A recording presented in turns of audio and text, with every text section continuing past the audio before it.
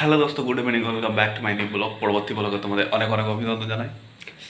আজকে সানডে ছিল, তো অফিস যাওয়ার কোনো গল্পই নেই, এবং অফিস যেমন বন্ধ ছিল তেমন বাড়ি থেকে বেরোনোটাও বন্ধ হয়ে গেছিলো বৃষ্টির জন্য।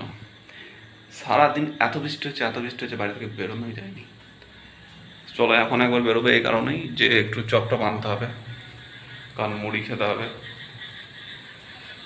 আর রাত্রিরে তো ভাত, সেটা তো জানো। আর সব থেকে বড়ো কথা, সেলিনা নেই। সেলিনা এখন বাড়ি গেছে। বাড়ি বলতে নিজেদের বাড়ি, মানে যে বাপের বাড়ি, সেটা হচ্ছে বাঁকুড়া। সেখানে গেছে, একটু দরকার আছে, আর্জেন্ট একটা কাজ পড়েছে। সেজন্য আমি বললাম তুমি ঘুরে এসো, সম্ভবত কালকে না হলে পরশু আবার রিটার্ন করবে।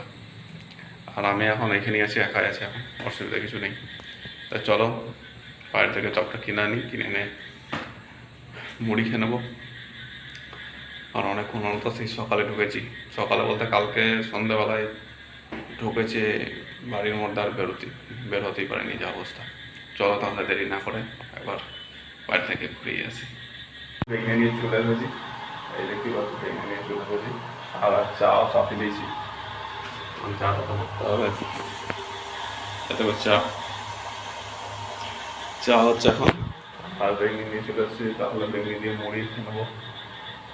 খেয়ে নিয়ে কি করা যাবে, খেয়ে নিয়ে একটু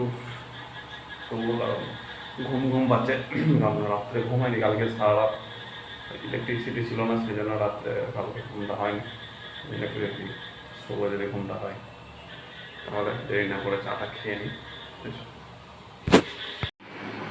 দোস্ত খাওয়া দাওয়া কমপ্লিট, আর এবারে শোয়ার পালা।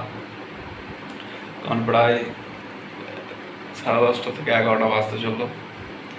আর তখন ঘুমাবার কথা বলছিলাম যে ঘুম ঘুম পাচ্ছে, কিন্তু ঘুমানো হয়নি, কারণ একটু কাজ ছিল। সেই কাজটা করতে করতে অনেক দেরি হয়ে গেছিলো। এবারে শুয়ে পড়বো, কারণ বুঝতেই পারছো মেঘলা মেঘলা আবহাওয়া। আর মনে হচ্ছে যেন বৃষ্টি হবে, প্রচণ্ড গরম আছে, বৃষ্টি হবে মনে হচ্ছে। দেখাই যাক কী হয়। তাহলে দেরি না করে শুয়ে পড়ি। আর কি বলবো, সেলিনা দেখি 1-2 দিনের মধ্যে আসবে বলছে, কবে আসে। তো ভিডিওটি ভালো লাগলে অবশ্যই লাইক করবে, শেয়ার করবে, সাবস্ক্রাইব করতে ভুলবে না। তাহলে দেখা হবে পরবর্তী ব্লগে। ততক্ষণে টাটা।